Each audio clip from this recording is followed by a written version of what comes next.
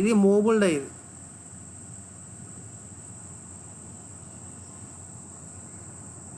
ఓకేనా, ఇదేమో stationery die.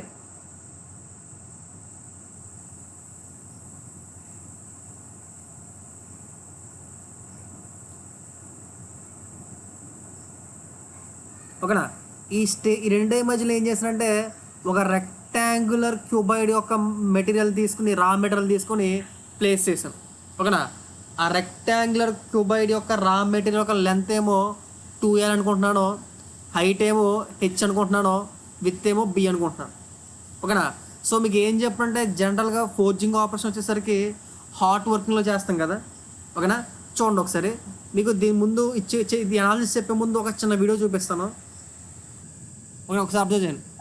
Die అనేది నేను ఇనీషియల్గా ఉంచినప్పుడు ఏం చేస్తానంటే ఓకేనా, రా మెటీరియల్ అనేది ఇలా ఉంది.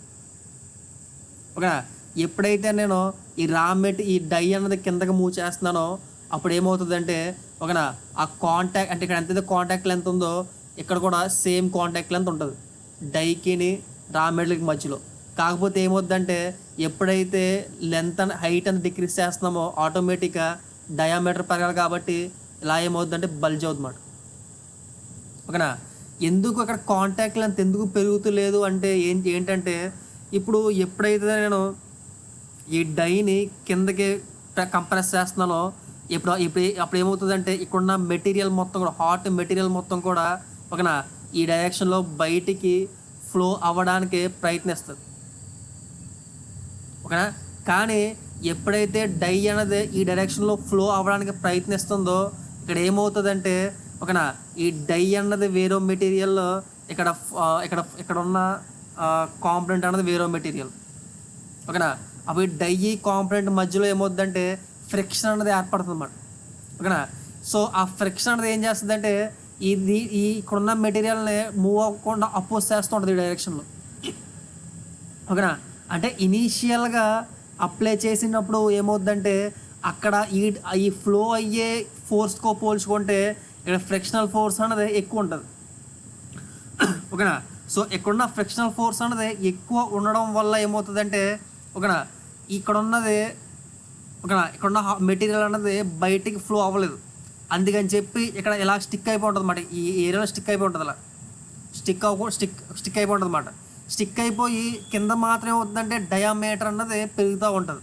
సో పైన లెంత్ పెరగకుండా కింద ఓన్లీ డయామీటర్ పెరిగితే ఆ ఎఫెక్ట్ని ఏమంటారంటే బ్యారల్ ఎఫెక్ట్ అంటారు. ఆ ఎఫెక్ట్ని ఏమంటారంటే బ్యారల్ ఎఫెక్ట్ అంటారు. ఇది దేనివల్ల వస్తుందంటే స్టిక్ అయిపోవడం వల్ల వస్తుంది. ఓకేనా, ఏంటి ఈ హాట్ వర్క్ పీస్ అన్నది హాట్ వర్క్ పీస్ అన్నది ఓకేనా ఈ పైన ఉన్న దాంతో స్టిక్ అయిపోవడం వల్ల ఈ బ్యారల్ ఎఫెక్ట్ అనేది వస్తుంది అన్నమాట. ఓకే, అర్థమైందా? ఇనీషియల్గా మనకి ఓకేనా ఈ ఫ్లో మూమెంట్ని ఇక్కడ ఉన్న ఫ్లోని ఏం చేస్తుంది అంటే అక్కడ ఉన్న ఫ్రిక్షన్ ఫోర్స్ అనేది అపోజ్ చేస్తుంది. అంతే కదా, పాయింట్ అర్థమవుతుంది ఇక్కడ.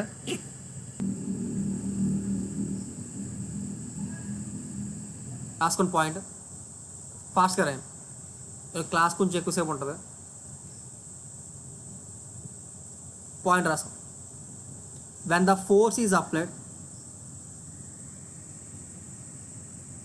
when the force is applied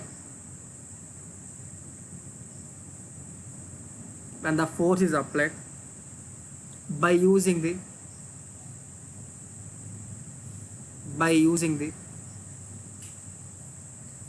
top deck by using the top deck comma and moving the top deck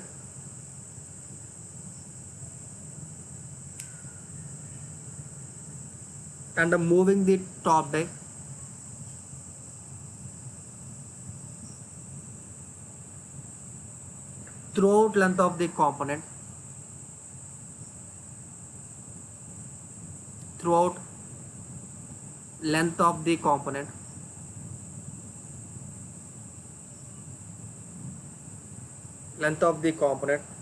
the outward expansion force will be acting. The outward expansion force will be acting.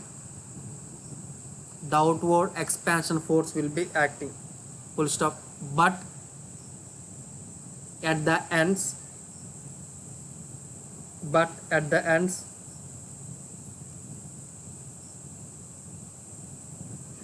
because of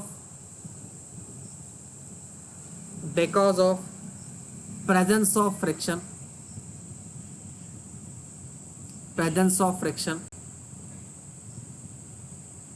between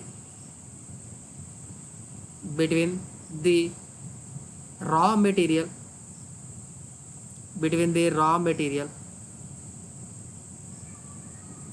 and the die, inward friction force will be acting. Inward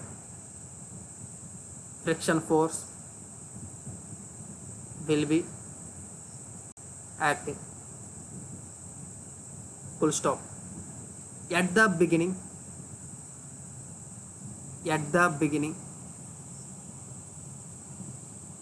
of forces, the magnitude of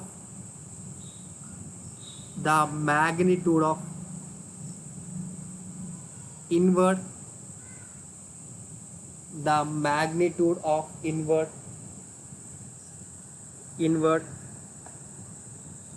frictional force,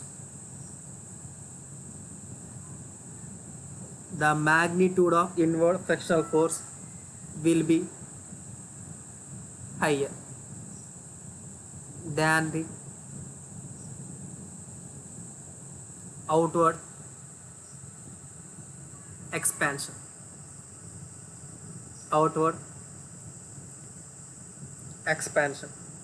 force. Therefore,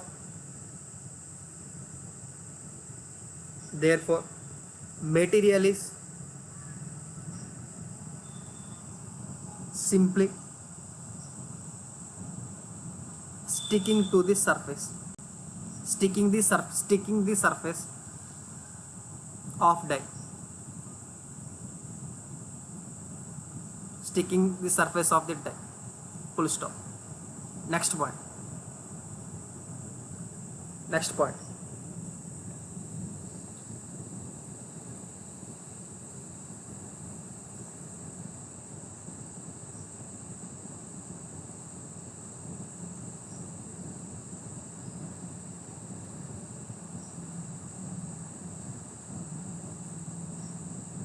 రాసుకోండి. On moving along the center line of the raw material,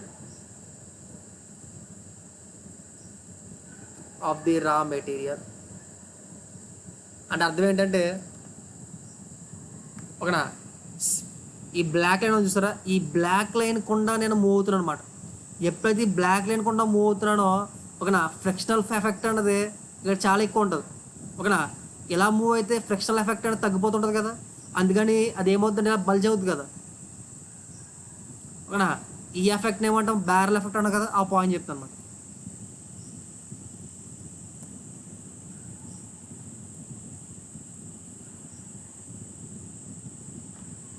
On moving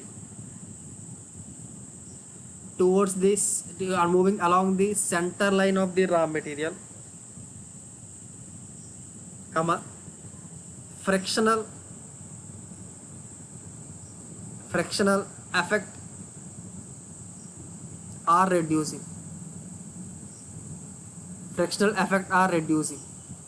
Full stop. Therefore magnitude of outward expansion force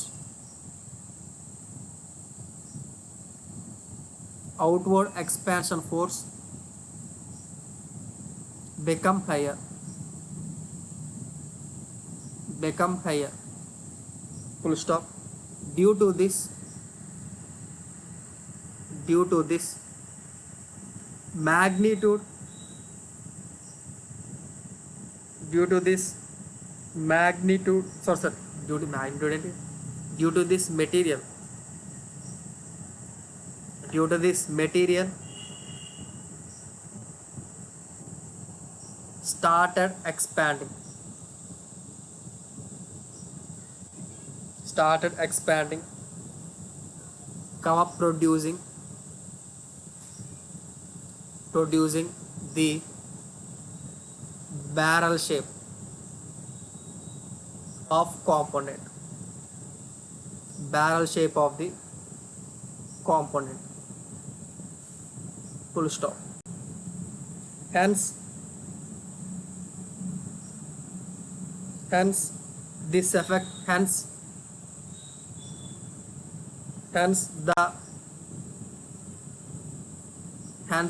this effect, or hence this operation, hence this initial part of operation, initial అని కదా ఉంటుంది బ్యారల్గా, hence this initial part of forging operation,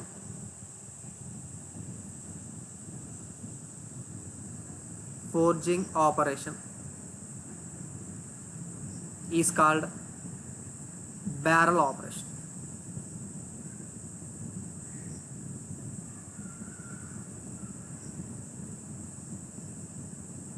రాసుకోండి, త్వరగా రాసుకోండి. ఓకేనా? Analysis of ఈ forging గురించి మాట్లాడుకుందాం. ఇప్పుడు మీకు ఇనీషియల్గా ఏం చెప్పాలంటే, ఇప్పుడు ఇనీషియల్గా మనం ఫోర్స్ అప్లై చేసినప్పుడు స్టిక్కింగ్ అన్నది జరుగుతుంది అని చెప్పాను కదా. సో నేను ఏం ఎజ్యూమ్ చేసుకుంటానంటే, ఇక్కడ అనాలిసిస్ చేసేటప్పుడు నో స్టిక్కింగ్ అని చెప్పి ఎజ్యూమ్ చేసుకుంటాను. ప్రస్తుతానికి ఇక్కడ ఎటువంటి స్టిక్కింగ్ లేదు. ఓకేనా? ఎప్పుడైతే నేను ఫోర్స్ అన్నది ఓకేనా ఇలా అప్లై చేస్తానో, ఎఫ్ అన్న ఫోర్స్ అన్నది వై డైరెక్షన్ ఎఫ్వై అన్న ఫోర్స్ అన్నది ఎప్పుడైతే అలా అప్లై చేస్తానో, ఓకేనా, అప్పుడు ఏమవుద్దంటే ఈ రా మెటీరియల్ అన్నది ఈ డైరెక్షన్లో ఫ్లో అవ్వకుండా వెళ్తుంది. ఓకేనా?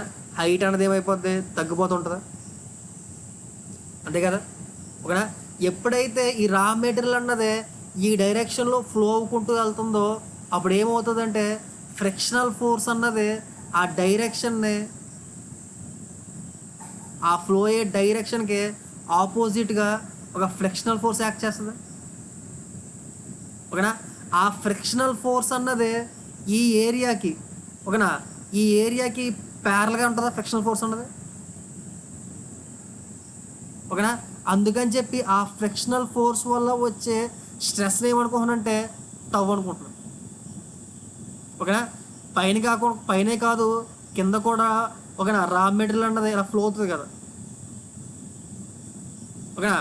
ఆ రా మెటీరియల్ అన్నది అలా ఫ్లో అవుతున్నప్పుడు అక్కడ ఏమవుతుందంటే కింద డై దగ్గర కూడా ఫ్రిక్షన్ ఫోర్స్ అన్నది అపోజ్ చేస్తుంది కదా. ఓకేనా? ఆ ఫ్రిక్షన్ ఫోర్స్ని వల్ల వచ్చే స్ట్రెస్ని టవ్ అనుకుంటున్నాను. ఓకేనా? టవ్ అంటే ఏంటంటే ఆ ఫ్రిక్షనల్ ఫోర్స్ వల్ల వచ్చే స్ట్రెస్ని టవ్ అనుకుంటున్నాను. అర్థమైందా? టవ్ అంటే అర్థమైందా? చేసుకున్నప్పుడు దీని అంతటి మీద కూడా అనాలిసిస్ చేసుకోవడం కష్టం కాబట్టి నేను ఏం చేస్తానంటే దీంట్లో ఒక చిన్న ఎలిమెంట్ తీసుకుంటున్నాను, ఈ దీంట్లో. ఓకేనా? ఒక చిన్న ఎలిమెంట్ తీసుకుంటున్నాను. ఓకేనా? ఒక చిన్న ఎలిమెంట్ తీసుకుని ఈ ఎలిమెంట్ మీద ఏవేవి ఫోర్స్లు అన్నవి యాక్ట్ అవుతున్నాయి అన్నది ఫస్ట్ కట్టుకుంటాను అన్నమాట. ఓకేనా? ఇప్పుడు ఇక్కడ నేను ఏం తీసుకోనంటే నేను తీసుకున్న కాంపోనెంట్ యొక్క లెంత్ అన్నది 2L తీసుకున్నాను. ఓకేనా? అంటే నేను తీసుకున్న సెంటర్ లైన్ దగ్గర నుంచి ఈ లెంత్ L అనుకుంటున్నా, యువతల లెంత్ L అనుకుంటున్నా, టోటల్ లెంత్ 2L అన్నమాట. ఓకేనా? ఇప్పుడు చూడండి ఒకసారి. ఓకేనా? ఇప్పుడు మనకి ఏం తెలుసు అంటే, సపోజ్ ఇక్కడ ఒక మెటీరియల్ తీసుకున్నా, ఇక్కడ రా మెటీరియల్ ఎజ్యూమ్ చేసుకున్నా. ఇలాగ ఇక్కడ ఉన్న మెటీరియల్ అన్నది ఎప్పుడైతే ఫోర్స్ కిందకి యాక్ట్ చేస్తున్నానో ఈ రా మెటీరియల్ ఏమవుతుంది, ఓకేనా, ఈ డైరెక్షన్లో ఫ్లో అవ్వడానికి ప్రయత్నిస్తుంది. ఇక్కడ రా మెటీరియల్ అన్నది ఈ డైరెక్షన్లో ఫ్లో అవడానికి ప్రయత్నిస్తుంది. ఓకేనా, ఈ డైరెక్షన్లో ఫ్లో అవడానికి ప్రయత్నించినప్పుడు ఏమవుతుందంటే దీనికి ఒక వెనకాల ఉన్న రా మెటీరియల్ అంతా ఏం చేస్తుందంటే ఆపడానికి ప్రయత్నిస్తుంది. చూడండి మరి ఏం చెప్పి ఎప్పుడైతే ఫోర్స్ అన్నది అప్లై చేశానో ఈ రా మెటీరియల్ అన్నది ఏం చేస్తుందంటే ఈ డైరెక్షన్లో ఫ్లో అవడానికి ప్రయత్నిస్తుంది. కానీ ఆ ఫ్లోకి కంపల్సరీగా ఏముంటుందంటే రెసిస్టింగ్ ఫోర్స్ అన్నది వెనక్కి ఆపోజిట్లో యాక్ట్ చేస్తుంది. ఓకేనా, సపోజ్ ఇక్కడ ఈ చిన్న మెటీరియల్ మీద ఇక్కడ తీసుకున్నాం అనుకోండి. ఓకేనా, ఈ మెటీరియల్ అనేది ఈ డైరెక్షన్లో ఫ్లో అవడానికి ప్రయత్నిస్తుంది. ఓకేనా, కానీ ఈ మెటీరియల్ డైరెక్షన్లో ఫ్లో అవడానికి ప్రయత్నించినప్పుడు ఏమవుతుందంటే వెనకాల ఉన్న మెటీరియల్స్ అన్నీ కూడా దాన్ని అపోజ్ చేయడానికి ప్రయత్నిస్తాయి అన్నమాట. ఓకేనా, అపోజ్ చేసేటప్పుడు దాని మీద ఏముంటుందంటే internal resisting opposing nothing but internal resisting force అన్నది డెవలప్ అవుతుంది అన్నమాట. సో ఆ internal resisting force per unit area మనం ఏమంటాం? మనం స్ట్రెస్ అంటామా? స్ట్రెస్ అంటామా లేదా? ఓకేనా, అంటే అంటే ఇక్కడ ఈ ఎడ్జ్లో తీసుకున్న పార్టికల్ మీద ఈ డైరెక్షన్లో ఏం చేస్తుందంటే ఓకేనా సిగ్మా ఎక్స్ అన్న షియర్ స్ట్రెస్ అన్నది యాక్ట్ అవుతుంది అదో ఈ చిన్న పార్టికల్ మీద. ఓకేనా ఓకేనా అలాగే యువతల డైరెక్షన్లో సపోజ్ తీసుకున్న పార్టికల్ యొక్క డిస్టెన్స్ అన్నది డిఎక్స్ అనుకుంటున్నాను. ఓకేనా, ఈ లెంత్ చేంజ్ అవడం వల్ల యువతల ఈ వాల్ మీద ఉన్న పార్టికల్ మీద కూడా చిన్న స్ట్రెస్ యాక్ట్ అవుతుంది కదా ఈ డైరెక్షన్లో. ఓకేనా, దాన్ని ఏమనుకుంటున్నానంటే sigma X plus D sigma X అనుకుంటున్నాను. ఓకేనా, సో నేను చిన్న పార్టికల్ మీరు ఇక్కడ ఒక ఈ చిన్న పార్టికల్ని దీని మీద చూసారనుకోండి, దీని మీద జూమ్ చేసుకోవాలనుకోండి, చిన్న పార్టికల్ అన్న చూడండి ఒకసారి.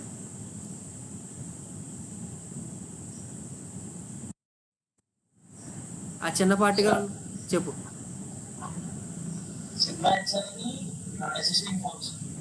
రెసిస్టింగ్ ఫోర్స్ ప్యూరిటీ రెస్ట్రెస్ ఇక్కడ పార్టికల్ అది రెసిస్టింగ్ ఫోర్స్ యాక్ట్ అవుతాయి. ఓకే, అంటే ఇక్కడ నుంచి ఈ డైరెక్షన్లో నేను మూవ్ అవుతుంటే ఈ డైరెక్షన్ ఎలా మూవ్ అవుతుంటే ఒక డిఫరెంట్ పార్టికల్స్ మీద యాక్ట్ అయ్యే రెసిస్టింగ్ ఫోర్స్ అన్నది మారుతూ ఉంటుంది. అంతేనా? ఓకేనా, మరి మారుతున్నప్పుడు ఓకేనా ఈ డిఫరెంట్ పార్టికల్స్ మీద రెసిస్టింగ్ ఫోర్స్ అని మారుతుంటుంది కదా. అంటే నేను చిన్న పార్టికల్ తీసుకోను, ఈ పార్టికల్ మీద ఈ సైడ్ రెసిస్టింగ్ ఫోర్స్ అన్నది ఈ సైడ్ కూడా రెసిస్టింగ్ ఫోర్స్ అనేవి మారుతుంటాయి కదా. డైరెక్షన్ గురించి మాట్లాడుతున్నావా? ఓకేనా, అపోజింగ్ డైరెక్షన్ తీసుకుంటున్నా. ఎందుకంటే పార్టికల్ కదా, ఈ హోల్ పార్టికల్ ఒక పార్టికల్ కింద ఈ చిన్న ఎలిమెంట్ ఒక ఎలిమెంట్ కింద కన్సిడర్ చేసుకుంటున్నా. ఓకేనా, ఈ ఎలిమెంట్ దీని మీద అప్లై చేసేది, ఈ ఎలిమెంట్ ఈ ఏరియా మీద అప్లై చేసేది. అదవుతుందా? ఈ ఎలిమెంట్ని ఇదేం చేస్తుంది, ఇట్లా అవుతుంది. ఓకేనా, యువతలో ఉన్న మెటీరియల్ దీన్ని ఏం చేస్తాయి, ఈ డైరెక్షన్లో అవుతాయి కదా. ఓకేనా, అంతే కదా. ఇదేమో ఇలా ముందుకెళ్ళడానికి ప్రయత్నిస్తుంది. ఓకేనా, ఈ పార్టికల్ ఏం చేస్తుంది, ఈ యువతలో ఉన్న సైడ్ ఏంటి ఇలా అపోజ్ చేస్తాయి. ఓకేనా, ఇలా అపోజ్ చేసినప్పుడు దీనివల్ల ఇదేం చేస్తే ఇటు అపోజ్ చేస్తుంది. ఓకేనా, అందుకే రెండు డైరెక్షన్లో మనం ఒకసారి. ఓకేనా, నెక్స్ట్ మీకు వచ్చే డౌట్ ఏంటంటే సార్ ఇక్కడ లెంత్ 2L తీసుకున్నారో నేను L తీసుకుంటా అనొచ్చు, L కూడా తీసుకోవచ్చు. నేను L ఏం తీసుకోవట్లేదంటే L తీసుకుంటే ఇక్కడ L/2 అనుకోవాలి, ఇక్కడ L/2 అనుకోవాలి నేను. ఓకేనా, సో నేను చేసిన అనాలిసిస్కి కొంచెం కష్టం అవుద్ది ఫార్మర్స్ దగ్గర అట్ల దగ్గర సబ్స్టిట్యూట్ చేసుకున్నప్పుడు. ఓకేనా, సో ఈ హాఫ్లో నేను ఏం చేస్తాను, ఈ హాఫ్ గురించి స్టడీ చేస్తున్నాను నేను. ఈ హాఫ్లో ఏ అయితే ఎఫెక్ట్స్ ఉన్నాయో ఈ హాఫ్లో కూడా అయ్యే ఎఫెక్ట్స్ ఉంటాయి. ఆ పాయింట్ అర్థం చేసుకోండి. అదవుతుందా పాయింట్? ఓకేనా, ఇప్పుడు ఫోర్జింగ్ చేస్తున్నప్పుడు దీంట్లో ప్రొడ్యూస్ అయ్యే స్ట్రెస్లు అర్థమయ్యా మీకు? మీరు ఫోర్జింగ్ చేస్తాం మీకు దీంట్లో ప్రొడ్యూస్ అయ్యే స్ట్రెస్ అర్థమయ్యా?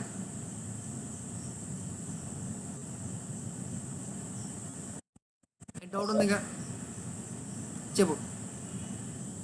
ఓకేనా, బ్యాలెన్స్ చేయాలనుకోండి మనం వెయిట్ని బ్యాలెన్స్ చేసుకోవాలి, ఫోర్స్ని బ్యాలెన్స్ చేసుకోవాలి. అంతేనా? స్ట్రెస్ని బ్యాలెన్స్ చేయలేం కదా. ఓకేనా, అందుకని మనకేం తెలుసు అంటే force is equal to stress into area అని తెలుసు. ఓకేనా, force is equal to stress into area అని తెలుసు. ఇప్పుడు నాకు ఫస్ట్ స్ట్రెస్ ఏముందంటే సిగ్మా ఎక్స్ ఉంది. ఆ సిగ్మా ఎక్స్ అన్నది ఎక్కడ యాక్ట్ చేస్తుంది, ఏ ఏరియా మీద యాక్ట్ చేస్తుంది సిగ్మా ఎక్స్ అన్నది? వచ్చే సిగ్మా ఎక్స్ అన్నది ఎక్కడ యాక్ట్ చేస్తుంది చూడండి. మీరు అబ్జర్వ్ చేస్తారు అనుకోండి, ఎలా యాక్ట్ చేస్తుంది సిగ్మా ఎక్స్ అన్నది చూడండి. సిగ్మా ఎక్స్ అన్నది అలాగే యాక్ట్ చేస్తుందా?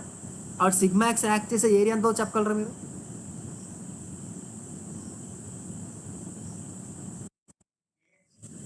బి ఇంటూ హెచ్ కింద రాసుకోవచ్చా? మైనస్, ఓకేనా, sigma X plus d into sigma x, అది ఏ దగ్గర యాక్ట్ చేస్తుంది?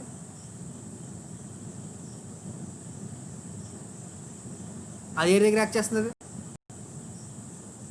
ఇది అది కూడా బిహెచ్నా? ఓకేనా, ప్లస్, ఓకేనా, పైన కింద టార్క్ ఉన్నాయి కదా, సేమ్ షేర్ చేస్తూ ఉన్నాయి కదా పైన కింద, అందుకు 2 ఇంటూ టౌ, అది ఏ దగ్గర యాక్ట్ చేస్తుంది? షియర్ స్ట్రెస్ ఉన్నది 2LB కాదు, మన చిన్న స్ట్రిప్ తీసుకున్నాం కదా, ఆ స్ట్రిప్ కదా చేయాలి. స్ట్రిప్ ఒక లెంత్ ఎంత ఇది? 2D ఇంటూ డిఎక్స్నా ఈజ్ ఈక్వల్ టు 0. చూడండి ఒకసారి, ఇది అర్థమైందా? ఇది డౌట్ అనేది దేనికైనా?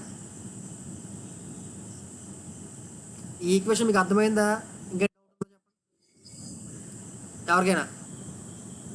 లేదా tau is equal to mu into sigma y అనుకుందాం. ఓకే, అంటే applied nothing but sigma is nothing but applied stress ఏనా?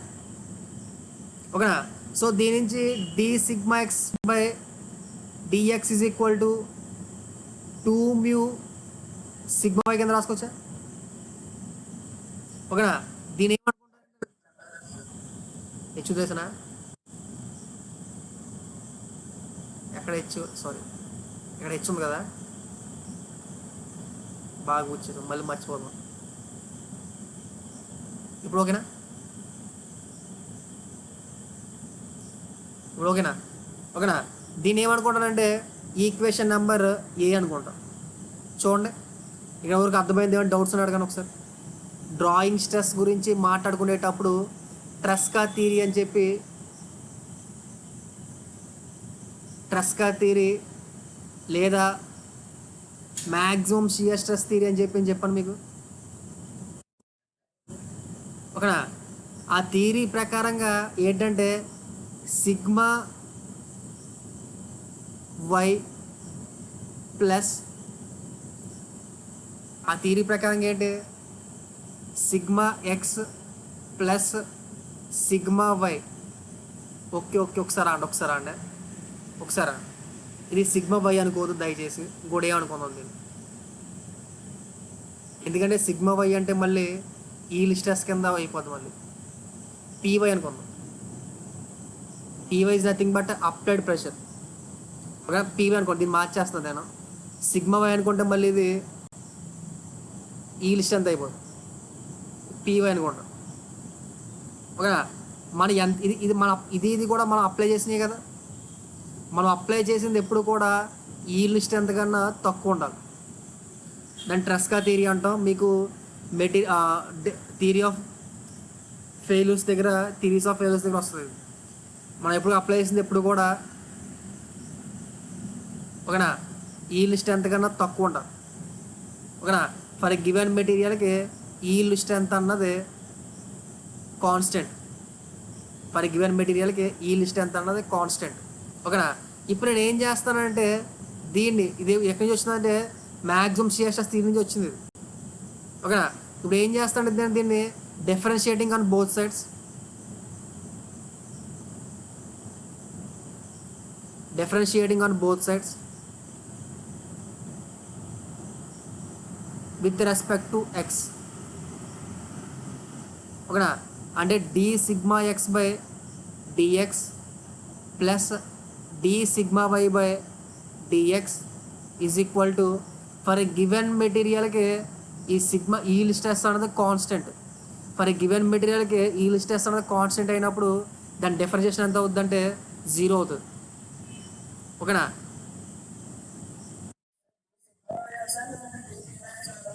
డిపి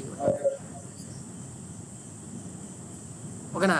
సిగ్మా బై రాస్తున్నాం అనుకోండి, మరి ఈల్ స్ట్రెంత్ అయిపోతుంది కదా, అర్థమైందా? సో దీని నుంచి D sigma X by D X is equal to minus of D P by D X అని రాసుకోవచ్చా? D sigma X by D X is equal to minus D P Y by D X అని రాసుకోవచ్చా? దీన్ని ఈక్వేషన్ నెంబర్ బి అనుకుంటాను. ఓకేనా? ఒకసారి ఈక్వేషన్ ఏవి అబ్జర్వ్ చేస్తారు అనుకోండి, ఏలో ఏమొచ్చిందంటే మనకి D sigma X by D X is equal to 2 μ py by H. అలాగే కింద దాంట్లో ఏమొచ్చిందంటే D sigma X by D X is equal to minus D P by D X వచ్చింది. ఆ రెండింటి నుంచి నేను రాసుకోవచ్చు అంటే minus D P by D X is equal to minus 2 μ D P by D H కింద రాసుకోవచ్చా? నెక్స్ట్ అది రాస్తాను నేను.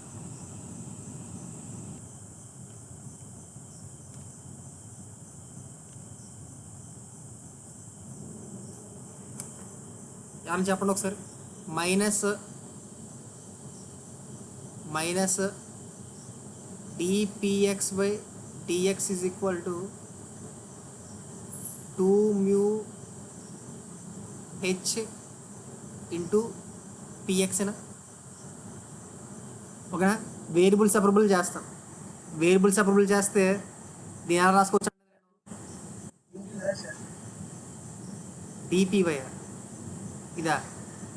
డిపివై ఎందుకు వస్తుంది?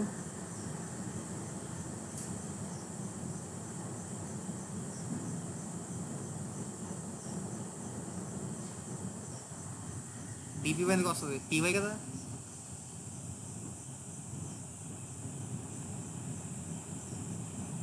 కరెక్ట్ ఏదో రాసింది.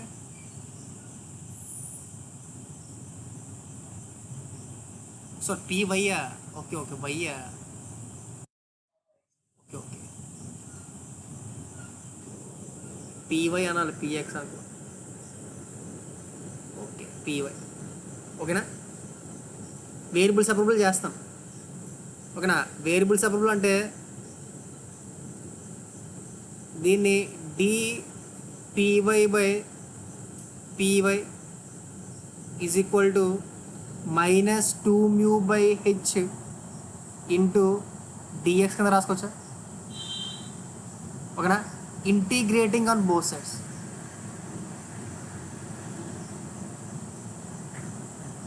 Integrating on both sides. చూడండి ఏమొస్తుంది, డిపి బై పివై ఇంటిగ్రేషన్ ఎంత అవుతుంది? లాగ్ పివై యువతల minus 2 μ by H into X plus. ఓకేనా? దీన్ని ఈక్వేషన్ నెంబర్ సి అనుకుంటాం.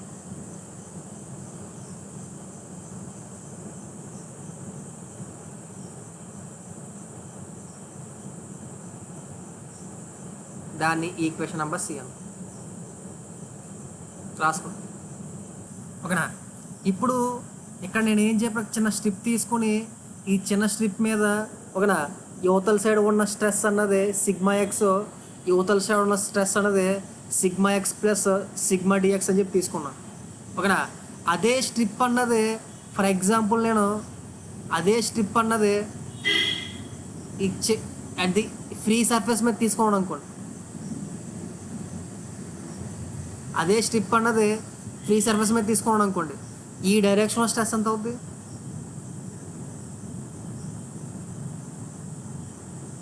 అదే ఫ్రీ సర్ఫేస్ మీద ఓకేనా, ఫ్రీ సర్ఫేస్ మీద తీసుకోండి అనుకోండి, ఫ్రీ సర్ఫేస్ మీద ఈ డైరెక్షన్లో స్ట్రెస్ ఎంత అవుద్ది?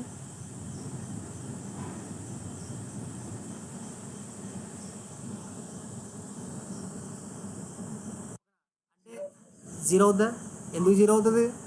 ఒక ఎవరిలో అట్మాస్ఫియరిక్ ఏమి కూడా ఒక ఈ ఫ్రీ సర్ఫేస్ని అపోజ్ చేయలేదు కదా. పాయింట్ అర్థమవుతుందా? అట్మాస్ఫియర్కి ఏమి కూడా ఆ ఫ్రీ ఎయిర్ని అపోజ్ చేయలేదు కదా, ఓకేనా. అందుకని నేనేం చెప్పొచ్చు అంటే, ఓకేనా, at at X equal to L, sigma X ఎంత అవుతుంది? 0 అవుతుందా? ఓకేనా. నాకేం తెలుసు అంటే త్రికాస్ థియరీ ప్రకారం sigma X plus PY is equal to sigma why ఏం తెలుసా? సిగ్మా వై అంటే ఏంటి? ఈల్డ్ స్ట్రెస్, ఓకేనా. So at X equal to L దగ్గర సిగ్మా ఎక్స్ ఈక్వల్ టు 0 కాబట్టి, అంటే at X equal to L దగ్గర నేను రాసుకోవచ్చు అంటే PY is equal to yield stress కింద రాసుకోవచ్చా, ఓకేనా. సో ఈ కండిషన్నే నేను దీనిలో సబ్స్టిట్యూట్ చేశాను అనుకోండి, ఓకేనా. అప్పుడు ln of sigma y is equal to -2 mu h into l plus c. దీని నుంచి c is equal to ln of sigma y plus 2 mu h into l. అంతేనా సి వాల్యూ అన్నది? చూడండి ఒకసారి,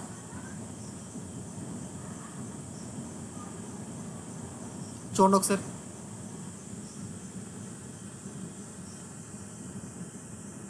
అంతేనా? ఓకే, చూడండి ఒకసారి.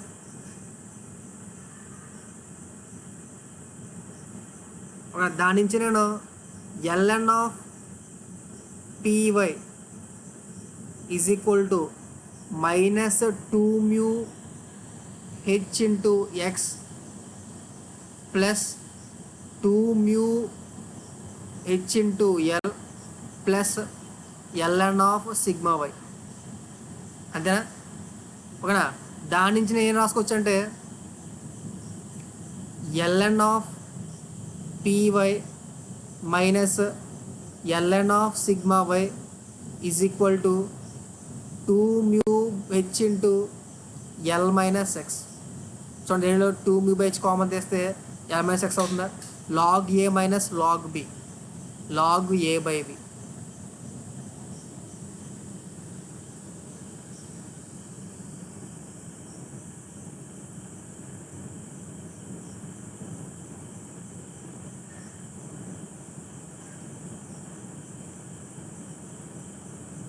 అంతేనా?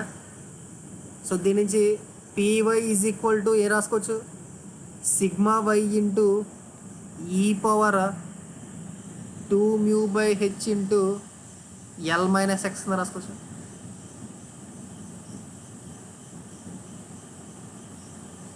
ఇది నాకు కావాల్సిన ఈక్వేషన్. ఇది మనం అప్లై చేసిన ప్రెషర్ అనుకోవచ్చా? అంటే మనకి ఈ ఈక్వేషన్ ఏం చెప్తుంది అంటే, ఓకేనా, సో ఇది డై, ఓకేనా, ఇది డై,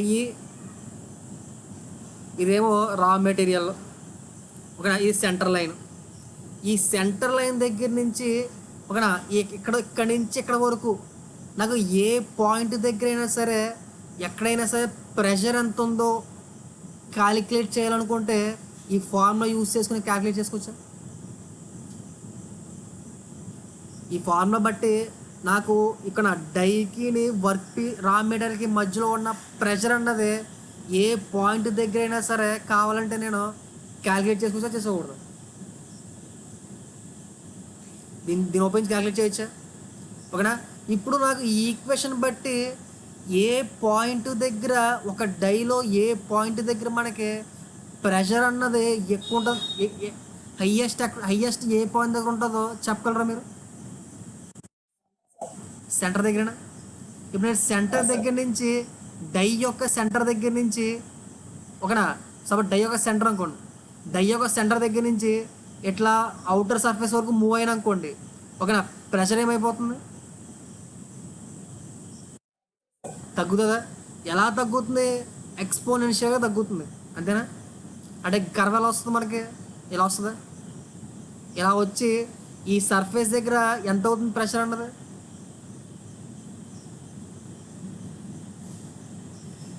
ఈ సర్ఫేస్ దగ్గర సిగ్మా వైకి ఎక్స్ ఈక్వల్ ఎల్ అంటే ఇక్కడ ప్రెషర్ అనేది సిగ్మా వైకి ఈక్వల్ అవుద్దా, తగ్గుండి వచ్చి, అంతేనా? అంటే ఇప్పుడు దీన్ని బట్టి ఏం చెప్పొచ్చు అంటే ప్రెషర్ అన్నది ఈ డైలో ఒక్కో పాయింట్ దగ్గర ఒకలా ఉంటుందని చెప్పొచ్చు. ప్రెషర్ అన్నది ఎలాగా, ఓకేనా? నెక్స్ట్ నాకు ఏం కావాలంటే మీన్ ప్రెషర్ కావాలి.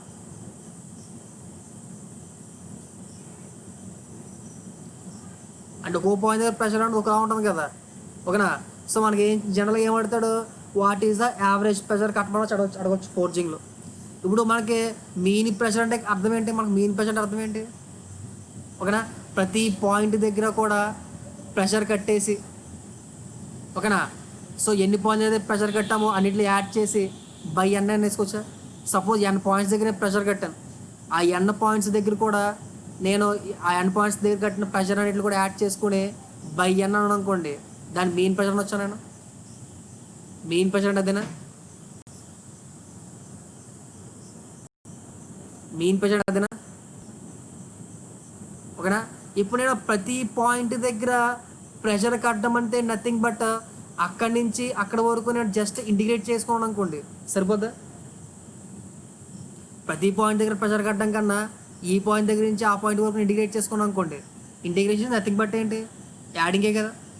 ప్రతి పాయింట్ దగ్గర ప్రెషర్ కట్టి యాడ్ చేయడం కన్నా ఈ పాయింట్ దగ్గర నుంచి ఈ పాయింట్ వరకు ఇంటిగ్రేట్ చేసుకున్న రెండు ఒకటైనా వేరు వేరే,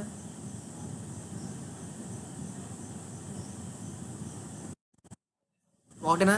అంటే నేను P main pressure is equal to integral 0 to L, ఓకేనా? పీవై ఇంటూ డిఎక్స్ అని వేసుకోవచ్చా, బై 1/L కింద వేసుకోవచ్చా నేను. ఇక్కడ బై 1/L ఎందుకు వేస్తాను, ఇక్కడ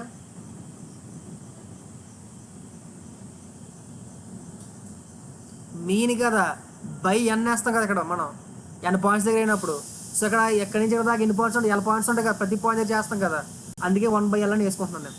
మీన్ ప్రెషర్ ఈజ్ ఈక్వల్, అర్థమైనా మీన్ ప్రెషర్ అని ఎలా కడతాం, mean pressure is equal to, ఇప్పుడు ఏమో చెప్పండి, mean pressure is equal to p mean is equal to 1/L into 0 to L. Py అంటే ఏమొచ్చింది మనకి, sigma y into e power 2μ/L, 2μ/L ఇచ్చారు, 2μ/h into L minus x dx అయినా. D integration అవుతుందని చెప్తారా ఎవరైనా, ఇంటిగ్రేషన్ అవుతుంది చెప్తారా. 1/L ఇంటూ సిగ్మా బయట లాగేస్తాను, ఈ power 2μ/h into L minus X by minus 2μh. ఎక్కడి నుంచి ఎక్కడ దాకా సబ్స్టిట్యూట్ చేయాలి, 0 to L. చూడండి ఇంటిగ్రేషను, ఓకేనా? దాన్ని సింప్లిఫై చేస్తాను అనుకోండి, దాన్ని సింప్లిఫై చేస్తే P mean is equal to 1/σy/L పక్కన పెట్టుకుంటాను, h/2μని కూడా పక్కన పెట్టుకుంటాను మైనస్, ఓకే? దీంట్లో ఇప్పుడు ఏం చేయాలని ఫస్ట్ ఎల్ సబ్స్టిట్యూట్ చేయాలి. ఎల్ సబ్స్టిట్యూట్ చేస్తే E power 2μ/h into L minus L minus E power 2μ/h into L minus 0, అంతేనా? దాన్ని సింప్లిఫై చేశారు అనుకోండి, minus sigma Y L into h/2μ into ఇది ఎంత అవుతుంది,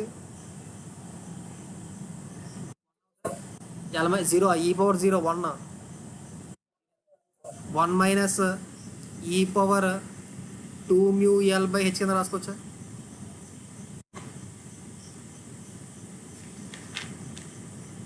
చూడండి ఒకసారి, ఓకేనా? ఆ మైనస్ లోపల పంపిస్తాను అనుకోండి, యావరేజ్ ప్రెషర్ లేదా mean pressure is equal to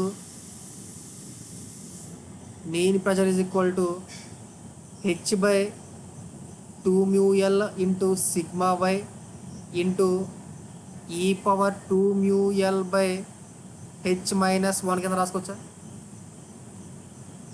ఫోర్జింగ్లో mean pressure ఉన్న ఏరియా మాట, సరే మీన్ ప్రెషర్ యొక్క ఫార్ములా మాట. ఒక చిన్న స్ట్రిప్ తీసుకొని ఆ స్ట్రిప్ మీద ఎంత ప్రెషర్ యాక్ట్ అవుతుందో ఫైండ్ అవుట్ చేశాను నేను. ఓకేనా, చిన్న స్ట్రిప్ మీద. ఓకేనా, ఇప్పుడు ఆ స్ట్రిప్ మీద ఎంత ఫోర్స్ యాక్ట్ అవుతుందో, ఎంత ఫోర్జింగ్ ఫోర్స్ అండ్ ఈ ప్రెషర్ యాక్ట్ అవ్వాలంటే నేను ఫోర్జింగ్కి ఫోర్స్ అప్లై చేయాలి కదా. ఫోర్జింగ్ ఫోర్స్ అన్నది ఆ చిన్న స్ట్రిప్ మీద ఎంత అవుతుంది, ఆ చిన్న స్ట్రిప్ మీద ఫోర్జింగ్ ఫోర్స్ అన్నది, ఆ చిన్న స్ట్రిప్కి ఫోర్జింగ్ ఫోర్స్ అన్నది పీవై పీడిఎక్స్ కింద రాసుకోవచ్చండి. 2PL చిన్న స్ట్రిప్కి. చిన్న స్ట్రిప్ చూసారనుకోండి. ఓకేనా, ఈ చిన్న స్ట్రిప్ మీద నేను ఫోర్స్ అన్నది ఎలా కదా అప్లై చేస్తాం, ఇదేనా, ఇది దీని మీద అప్లై చేస్తాం. ఓకేనా, ఇదేమో బిఈ, ఇదేమో డిఎక్స్నా. ఆ చిన్న స్ట్రిప్ మీద యాక్టింగ్ ఫోర్జింగ్ ఫోర్స్ అన్నది ఇదేనా. ఓకేనా, ఇప్పుడు నాకు టోటల్ ఫోర్జింగ్ ఫోర్స్ కావాలంటే ఏం చేయాలి నేను,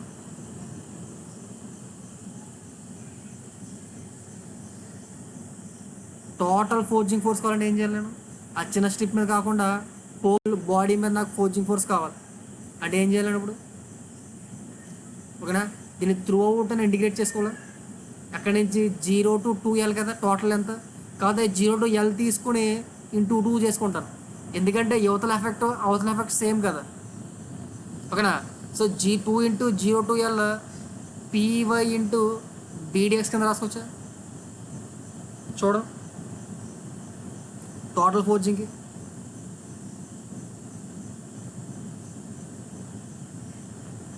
చూడండి ఒకసారి. ఇక్కడి కింద ఫోర్జింగ్ ఫోర్స్ ఫార్ములా ఏంటంటే, జనరల్గా యూజ్ చేసే ఫార్ములా ఏంటంటే, ఫోర్జింగ్ ఫోర్స్కి టోటల్ ఫోర్జింగ్ ఫోర్స్ యొక్క ఫార్ములా ఏంటంటే,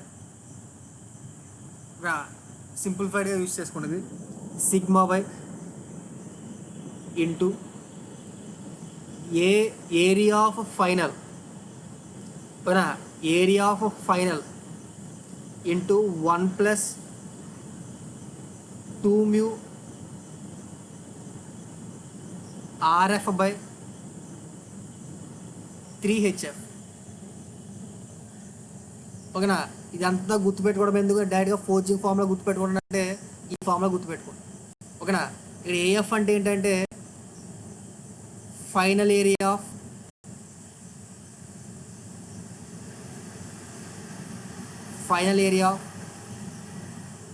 రా మెటీరియల్.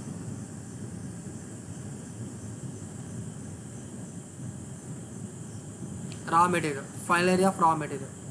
ఓకేనా, నెక్స్ట్ ఆర్ఎఫ్ అంటే ఏంటంటే ఫైనల్ రేడియస్.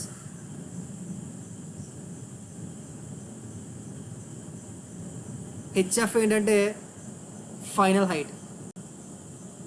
దీని సింపుల్ చేసి వస్తుంది ఇది. ఓకేనా, మనం ఏం చేస్తామంటే దీన్ని సింప్లిఫై చేసేటప్పుడు కొన్ని అజంప్షన్స్ తీసుకుంటాం. ఆ అజంప్షన్స్ తీసుకోవడం వల్ల ఆల్మోస్ట్ దీని దగ్గరికి అంటే వెళ్తాం కానీ ఎగ్జాక్ట్గా రాదు. దీని నుంచి వచ్చింది ఇది. ఓకే, రాసుకోండి. టోటల్